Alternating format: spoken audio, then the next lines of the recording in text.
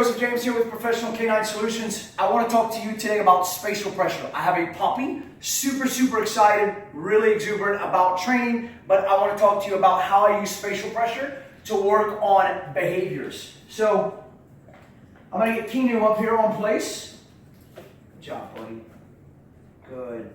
So good is our marker word for I want that continued word, or that continued work, I'm sorry. Good. So spatial pressure, all that is me getting closer to the dog. I'm going to use this, so on our good is I want him to stay there, okay? We're working on that. Now he's laid down for a second, so if he goes to get up, all I'm going to do is kind of encroach him a little bit, use spatial pressure without any commands, okay, to actually, so he snuck off on me.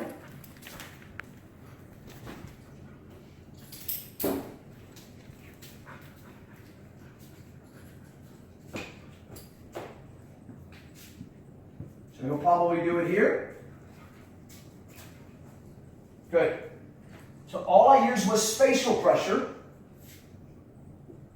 to get him to go back on it instead of a correction. I'm not using a correction, the word nope, because he doesn't know it yet. But I am, good. Rewarding the behavior that he's on it. Good. But when you're teaching, especially a new dog to begin with, when you're teaching them, good. I can use spatial pressure as something to teach them, hey, go back on this. I'm just giving you a little bit of pressure to go back on this without actually correcting them with the leash and teaching them, getting them to understand that, hey, until I say my yes marker, yes, does that mean you can come off? But how do we do that to begin with? How does a dog eventually know those things?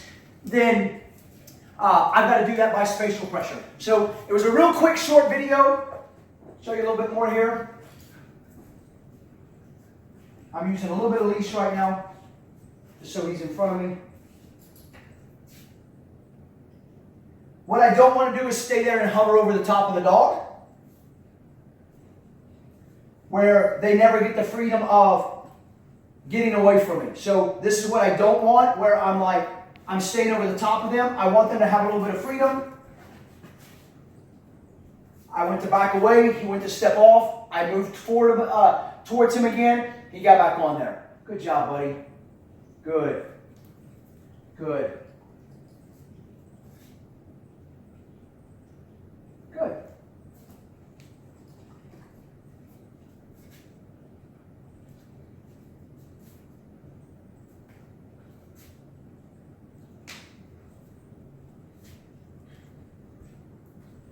Good job.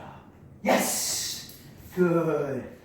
Good job, Keanu. So, in a real quick, short video, that is spatial pressure. I'm using that to my advantage in training instead of adding correction words or correcting a dog, especially to begin with if they do not know it. Now, when it comes to correcting the dog, I can still say my note, which is our correction word. I can still add correction to the dog and still add spatial pressure at the same time.